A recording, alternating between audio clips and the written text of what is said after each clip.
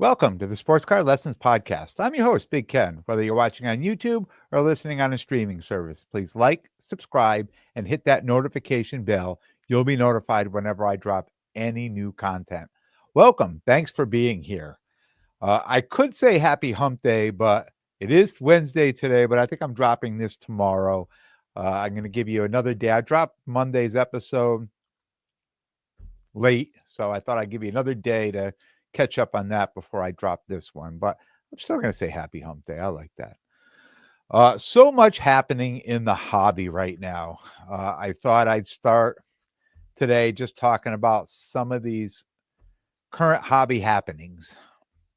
Right today, Paige Beckers, she signs a multi-year agreement with Panini for autographed trading cards, following the footsteps of Caitlin Clark and Angel Reese. So, I mean, the good news for me, at least I know her rookie year, her cards will have autographs on them from the Panini products. I don't know if that's going to affect the Bowman U stuff that's going to be coming out in January or February. If she'll have autos in there. She didn't have autos in there. If she did, they pulled them or they leave them. I don't know. I did a bit of a deep dive on the internet to see if that would affect that at all, but I couldn't find any information on that at all. So, I mean, if anybody knows, please, send me a message, drop a message, and let me know if that will affect the newer stuff that's already probably being packaged right now. I would imagine it's only a couple months away at best. And speaking of information, thank you everyone who reached out to explain the eligibility of the WNBA draft, which is something I didn't know, that players have to be 22 years old during the draft year. So for 2025, that leaves out Juju Watkins, Kiki Rice, and Madison Booker. But it does open the door up for other players to step up, right, and get drafted, next year's draft. So it's going to be interesting to see, what players stand out this year and get up there with. I still think unless disaster happens, Paige Beckers is going to stand alone at the top. I mean, they've just done the draft. That the Dallas won the draft, and they're already saying she's going there, right? They're taking her. So again, unless something disastrous happens, that's the way it's going to be. Nat Turner now on the board of GameStop. I know they've advertised drop your cards off at GameStop to send to PSA for grading. To me, that's a hell no. But I would have to think there are some job openings for some hobby people who have been prepping their own cards to send to PSA, right? So, I mean, are they going to set up a training, right, to start training people how to prep a card, or is this we're going to prep them all ourselves and package them and just drop the box off to go? Because I would not be trusting anybody there with my cards to send off to PSA. They also talk about GameStop having plans to sell more wax and cards. I mean, I know they sell some sports cards now. They sell non-sports cards there. There was some conversation about GameStop getting allocations for their stores. And I know everyone's first thought is, they're going to try to replace the LCSs. But from my experience, there's just a different feel for an LCS. Owners, employees, much more knowledgeable, and they're people. We know they're people that we see in the community. We see them at shows. We have good relationships with these people, and LCSs are a great place to go hang out too, right? The one that I had close to me when it was open, I was there almost every day. And I know Bill and Billy Sports Cars, they just opened one up. It's about a half an hour from me, but they've only been open 2 weeks. I've been there 3 or 4 times, right? Definitely just fun to go and hang out at a store like that. I don't think you're going to find any of that, in a chain of retail stores. I just think there's going to be a completely different feel in the LCS than there will be in a GameStop store. But the allocation, right? The allocation is key to these retail stores. I know when I was in North Carolina a few weeks ago, and I went over to Cardiac Cards in Apex on a Saturday afternoon at 4:00, the place was packed. They had more tables set up. They expanded. They had more tables set up for people to sit and open wax. The line at the cash register was all people buying wax, whether they were taking it to go or they were going to sit up at the tables and rip it there. That line never ended. For the hour I was there in that store, that line never ended. And I don't think anybody bought a single or a slabbed card. They were either buying supplies or they were buying wax. So that allocation is super important. It is key. And I can tell you, if the GameStop starts carrying more cards, I think you'd find more people, even myself, going in there to buy the cards. I saw another video circulating on YouTube and Instagram about Fanatics canceling all their events. I don't know if you've seen this. Talk about laying off employees. Talking about a $10 to $13 million loss at New York City Fanatics Fest back in August, and talking about the high probability of the June Fanatics Fest in New York City to be canceled. I personally, I'm sorry to hear that. I am sorry to hear all this bad news coming from that. People had such great things to say about the event in New York City. I was really looking forward to attending any of these, whether it was New York City or any of these other places that they were supposed to have one. I know there was one supposed to be in Orlando at the beginning of November, and they canceled that one. They did say it had to do with the hurricane and things that were going on in Florida, but I haven't seen any other ones that were going to be, or that were a go yet. And now they're talking about canceling anything that they had reserved space for next year.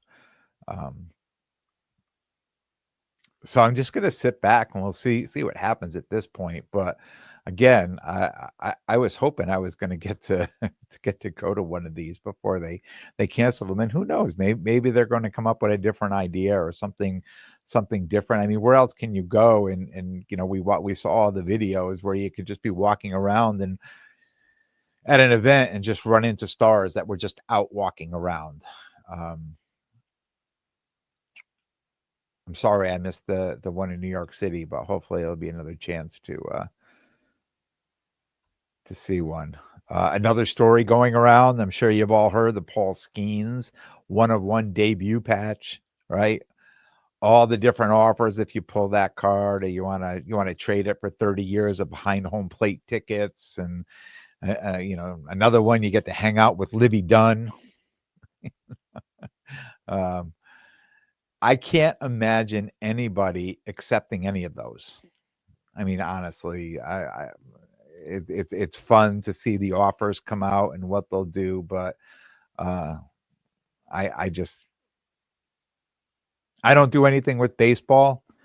But if I did and I hit the card, going to auction, right? Show me the money, unless they want to turn that 30 years of 2 tickets and all the other stuff into a cash price and, or a buyout, I would talk about it. But, and I think most people feel the same way.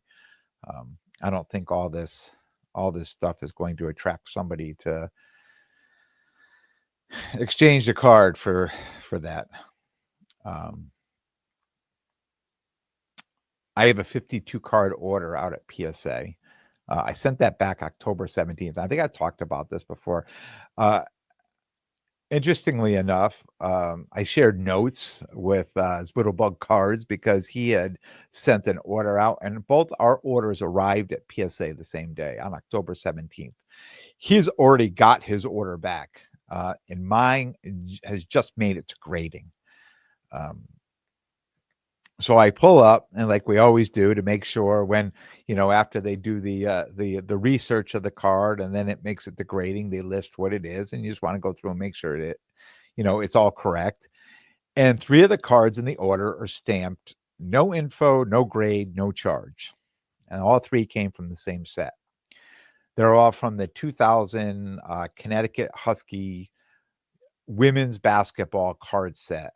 Among that set, the 3 that I sent in, the Sue Bird, Diana Taurasi, and Swin Cash. And I had the complete set sealed of those cards that I decided that I was going to open, pull those cards out, and send them in. So I sent the 3 cards in, and all those are stamped, that they're not going to grade them. So when it's like that, like any other card, if they've got the wrong year or the wrong name or the wrong set, there's this little button you can click on. It says report error. But when they're not grading the card, there's nothing you can click on. So that there's like nowhere, I guess you're supposed to be able to dispute this. So it took me a while, but I figured out a way to send them an email and include pictures and links to eBay sales of these 3 cards that are already graded.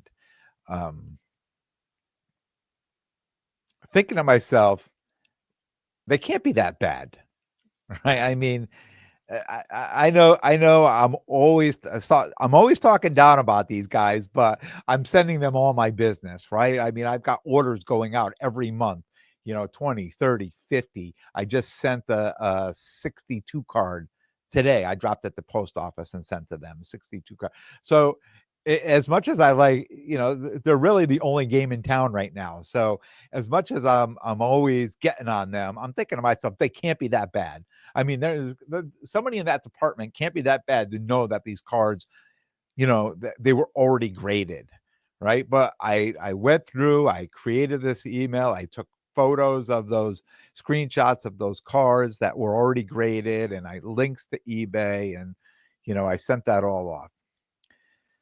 So I'm getting ready to do this episode, and as I'm thinking about how I'm doing this, I said, you know what? I'm going to go get the pop counts of those cards, right? So, I pull the app out on my phone, I flip the card over, I scan it, it comes up, I scan the barcode, it gives me the pop counts. But then I see this other note on there saying no longer grading this card. And every one of those cards from that set I clicked on, I found, I scanned the barcode. So it wasn't just one player, it was every player, every card in that set says no longer grading this card. So I thought to myself, I remember when I put this in, and if you've done a PSA order, when you start typing it in, it'll, pre-populate, and it's usually pretty good. It knows what you're doing, and it comes up with a picture. Right? So you could just click on the picture blows up, you're looking at the card. Yes, this is the same card. This is the description they have it in, and you upload the card. So I went back like I was doing a new order today. I typed the information in that automatically pops up with a picture of the card, and I click on submit, and it goes right to submit, and it goes to the next one. So not grading this card anymore, why shouldn't something pop up right there? Say, no longer grading this card. Don't send us this card. We're not doing this anymore. Instead of showing me this card, allowing me to select this card and submit it for grading. If and when they do respond to my email, and I'm sure it's going to be the one line saying, we're no longer grading this card, period. Right? I don't know why I would expect much more, but that's probably all it is. I'm certainly going to have to suggest that they write some code that will tell the submitter up front, hey, we're not grading this card anymore. Don't waste your time sending it to us and waste your money, because maybe they're not charging me for the card to grade it, but it's still part of the insurance to get the card back and to send the card there. So I will keep you updated on that, but I mean, I know now why it was pulled out. But it would have been nice to have known this and not just give me the option to select this card. I talked about getting caught up a few weeks ago in the whatnot rooms with the WNBA Select hobby breaks.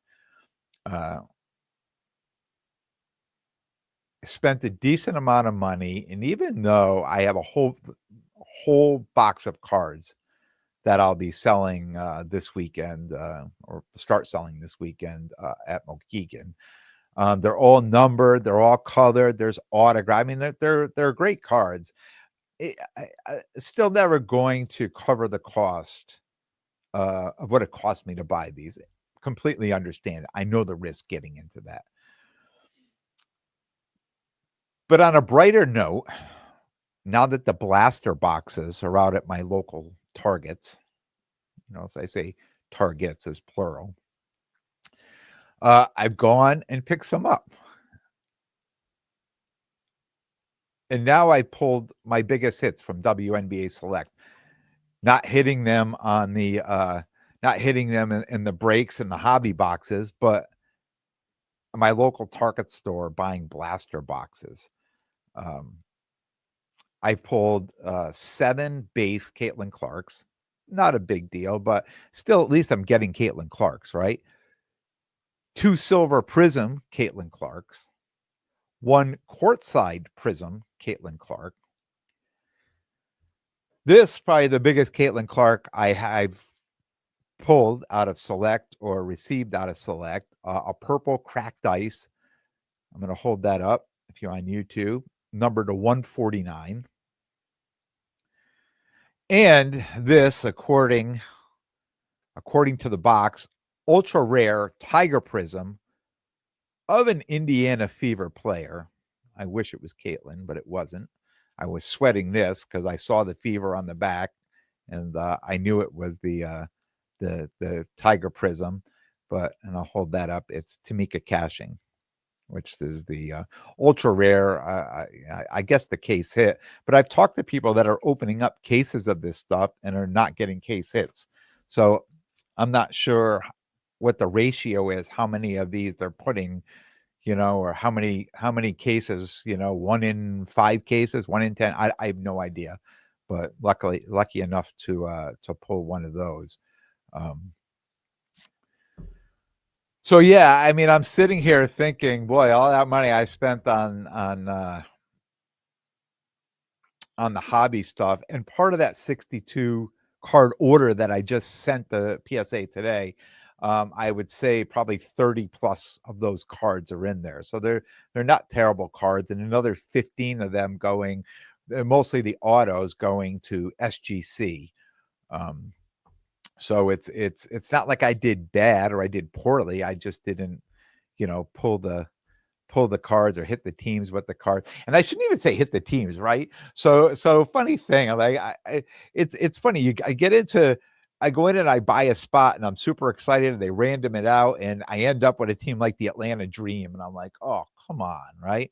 And then they rip the hobby box open and I get the auto as the Atlanta Dream, the patch card as the Atlanta Dream, the numbered card to 5 or whatever with the Atlanta. So I mean, how can I complain about that? I just complain because I didn't hit the Caitlin Clark, or a Cameron Brink or something like that, the top players. But, who am I to complain when there's other people that were there and didn't get anything out of that box, right? So I guess we should be happy with what we get. But, I know I will be tempted when Prism comes out to jump into these hobby breaks, and I probably will. I mean, I'm not going to sit here and say there's no way I'm doing that. But I'm definitely going to probably be more interested in the blasters, more affordable, better price point. And for me, maybe the opportunity, I'm not out buying hobby boxes, right? And if I'm buying blasters, I'm keeping every card in the blaster versus going online. Now, is possibility I hit, a Caitlin auto out of the blaster, right? Probably more, opportunity to hit something bigger out of a hobby box. But you know, it's all luck. It's all luck. Nobody knows. Like I said, I went through all those hobbies, and I went to my local Target and bought blasters, and I ended up with all these cards that were worth more than, all the other cards I pulled. So talked about this weekend, talk about getting those cards, Ray. I know I'm going to spend the next 2 days pricing all those cards, going through all those cards, and what I'm not going to say it's my fear, because I know what's going to happen, right? The annoying part about this is there's probably 60 to 75 cards in there that are numbered or autoed or colored or whatever. And I'm going to go through and I'm going to price each card, right? And then 2 weeks, I'm going to go to another show, or a week or two, I'm going to go to another show, and all those prices are going to change again. I'm going to have to go back and reprice them again. I keep going back and forth. Do I not price them? Do I just throw them all in there, and when people are interested, say, well, let's get a current price, or do I price them once, right? And then hopefully the prices, don't go up after, the first. And there's really no reason. They're not even playing right now. The only reason the prices are drastically will go down is if Prism gets released, but there's still no Prism date of release. So I think I still have, at least to the end of the year, possibly to the beginning of January, before the actual release of Prism. So things I worry about, right? Putting all that time into pricing cards that I have to go back into pricing them again, and things I never thought about when I was jumping into all these breaks, saying, oh yeah, I'll be able to sell all these cards. Oh, look what I hit. And immediately I'm looking the price up, saying, oh yeah, that's great. Okay, I didn't get my money on that, but I made my money, right? And those prices are forever fluctuating. But yeah, getting ready for the Mohegan Sun show this weekend. I'm thinking I might have one showcase, because I'm mostly going to be boxes for the show. Men's basketball, football, WNBA. I had a whole box of football cards that I put aside, some of the Don Russ and the Origins and stuff like that, like rookies of the card, the players that I'm thinking like I want to prospect a little on. And then after further thought, I said, you know what? I'm just going to price those cards and drop them all in a box, because these really aren't the cards you want to prospect on, right? I mean, a lot of times with football, it's Prism or better, right? It's like going to the casino and you're sitting at a table game and they're like, Jacks are better, right? No one cares about a pair of 7s or 8s or 9s at the push or whatever. So I'm almost thinking it's, that mentality now. It's Prism or better. Any of the Origins, the Don Russ, the Gold Standard, all that stuff is like, it's like a pair of 3s or a pair of 5s, right? It's just move it out, bank the money, and when Prism comes out, make the investment there and try to hit some bangers there. And then, if you want to prospect and hold anything, then hold it in Prism or better, right? But yeah, I'm gonna have a ton of the WNBA, and I'm hoping that I know that the WNBA has brought a lot more people into the space. So, and I notice now in a lot of people's cases, almost everybody has a Caitlin Clark card in their case, right? But now there's people that are like, look, I either can't afford a Caitlin Clark, or, I'm looking for other players, or and I have a ton of Connecticut Sun cards. So I'm hoping, being here, at Mohegan, where the home court for the Connecticut Sun, I'm hoping people will be there buying those cards as well. I also plan on breaking out a few of the Paige Becker cards that I have. Just test the waters with that. I've got a ton of messages from people who are out this past weekend. It shows pictures of all these Paige Becker's cards. All of a sudden, they're coming out of the woodwork. People are putting in their case. And I don't know if I only attended one show. I only set up at one show. Saturday when I was in Boston, I got pictures from different shows from Connecticut and New Jersey, and Massachusetts, and people that were at shows, and they know this is what I do. That I'm got these cards and I'm buying and selling these cards, taking pictures. Hey, you interested in this and that? So I know people are really starting to put those cards out there, and I was like, I'll put some out too, see what happens. Speaking of shows, I saw a post this week that JP's Sports and Rock Solid Promotions, these were the promoters that ran the Hofstra show and the White Plains show. Um, they have sold. I'm saying sold. I don't know what they did, but they don't own it anymore. Lucky Card Shows now own those two. So these were two major shows in this area. Um, Staples, in the community type of thing, and now they've just been, acquired or taken over or sold to somebody else. So it's going to be interesting to see moving forward what these shows look like. And I said a few weeks ago, I said things just feel a little different right now in the hobby. And this is, yeah, although I mean, if you're not from this area, you're probably like, yeah, Ken, big deal, right? But this is kind of a big deal in this area. For these are the shows that people, though these two shows in this area, people always talk about the Hofstra show and the Westchester show, right? All the time. These were the shows everyone talked about. And now, they're just handed off, sold off, acquired by whatever, just to somebody else. So it definitely, it's just make me think a little more like what's going on in the hobby, what's going on in this space that people are getting out of promoting the most, the biggest shows in this area. Unless they got an offer they couldn't refuse, right? But besides that, you know, I think it's going to be interesting to see moving forward what these shows look like. Lastly, today, I'm starting to see a lot of new people entering the hobby space, and obviously, coming to me because a lot of them, maybe with the WNBA, the NCAA and the WNBA figuring this is the space they want to get in on. But I'm starting to see a lot of messages like, I used to collect and now I want to jump back in. A lot of these messages like 2020 and 2021 that I was getting, that I was there, I was out, and now I'm back asking for information, asking for help, looking for guidance. And I know most of us are always willing to help. And I know a lot of us, including myself, we have our personal preferences. So when I get these questions and people asking me, my response, to people is, it's my opinion. This is what I do. This is what I see. This is what I think. But again, it's my opinion. Continue to ask questions. Continue to ask people.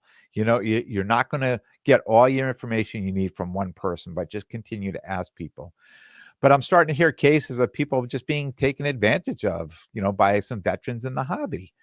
And I know some feel right now it's a dog eat dog world out there in the hobby, but it doesn't have to be. Let's teach others to fish. Let's not take advantage of people out there. And if people are taking advantage, call them out, warn other people. That's something that happens in this hobby all the time. That changes a lot of things in this hobby. And somebody's doing, you get a bad player in the hobby and people start calling them out, right? That makes all the difference in the world. Don't be afraid to call people out. The hobby should be a friendly and safe place, and it's up to us to keep it that way. And on the other side, be careful of these online Facebook groups, Instagram groups. I'm starting to see, I don't even know what it is in the last couple of weeks. It's almost daily basis now. Scammers. They just joined the group yesterday, posting cards that obviously don't belong to them, and cards we're seeing in other groups. Somebody else is selling in another group. Now, all of a sudden, somebody's taking their picture, joined another group, and is trying to sell their same card. Be careful. Be careful. It's just me, but unless I personally know the person I'm buying something from, the only way I'm sending money is goods and services, right? And that's the only way to cover ourselves. And I heard somebody say, "Oh, I've seen this guy in the group before. It's fine." And it's possible that somebody's taken over somebody else's Facebook account too, right? It may not, just because you see somebody there, it may not be. Ask questions. If you're buying a card, ask for a couple additional pictures, right? If you're thinking maybe something may be a little off, say, hey, can you just send me a picture of the bottom left corner or the top right corner, even though you don't need to see it, but if this person, can't produce a new picture or coin a picture, red flags. That's all I got for you today. If you're in the area this weekend, and you're at Mohegan Sun, I'm table 68. Come by and see me. Come say hello. Either way, I will be back Monday. It won't be Sunday night because the show I don't think ends till 4 or 5 o'clock. 2 day show, I will be wiped out. So I'm sure it will be Monday. You'll be getting the next episode, and it'll be a recap from that show and everything that went on. I want to thank everyone for tuning in. And if you like what you hear, please definitely subscribe. And most importantly, tell a friend and spread the word. Until next time, take care of yourselves and everyone around you.